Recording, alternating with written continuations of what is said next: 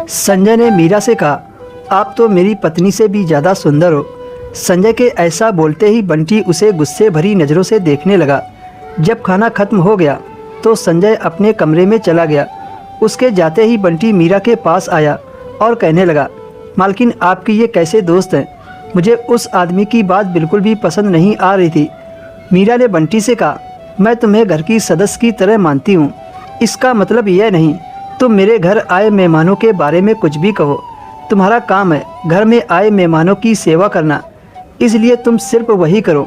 ज़्यादा इधर उधर की बातों पर ध्यान मत दो और ना ही मुझे कुछ सिखाने की ज़रूरत है।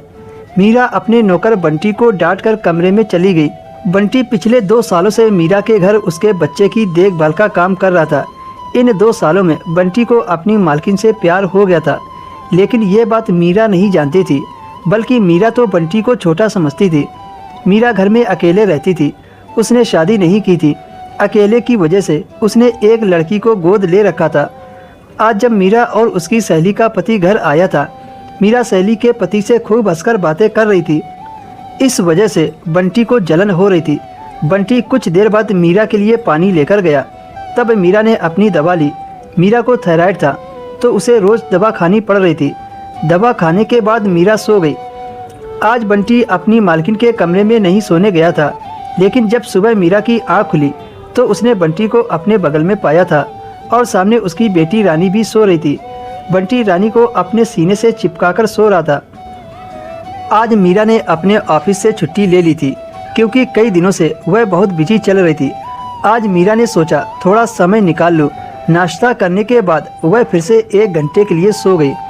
उसकी बेटी रानी भी उसके पास में ही सो रही थी। 1 घंटे के बाद जब मीरा उठी तो उसने बंटी को आवाज़ लगाई और 1 कप चाय बनाने को कहा, लेकिन बंटी की तरफ से मीरा को कोई जवाब नहीं मिल रहा था।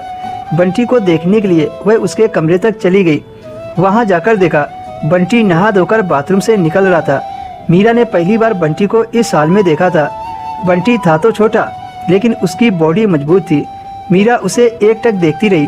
वह उसके कसे हुए शरीर को ऐसे देख रही थी जैसे आज से पहले उसने कभी ऐसी बॉडी नहीं देखी हो। तभी बंटी ने मीरा को एक आवाज़ दी। तब तक बंटी ने कपड़े पहन लिए थे। मीरा ने अपना ध्यान हटाया और उससे कहा, बंटी मेरे लिए 1 कप चाय बना दो, आज मेरी ऑफिस की छुट्टी है। दोपहर को मीरा अपने कमरे में बैठकर फेशियल कर रही थी। उस वक्त वह गाउन में थी। शीशे के सामने बैठकर वह अपने आप को सुंदर दिखने की कोशिश कर रही थी, लेकिन खुद से वह सही से नहीं कर पा रही थी।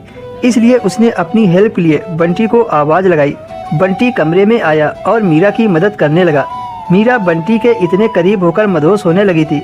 उसकी आंखों के सामने वही सीन घूम रहा था जो मीरा ने सुबह देखा था। आज वह बंटी को अपने काम के लिए राजी कर लेना चाहती थी और हुआ भी ऐसा ही। फेशियल होने के बाद मीरा ने बंटी से साफ साफ कह दिया। बंटी तो कब से इस काम को करने के लिए तैयार था। आज मीरा ने अपनी छुट्टी का भरपूर फायदा उठाया था और बंटी को भी मज़ा दे दिया था।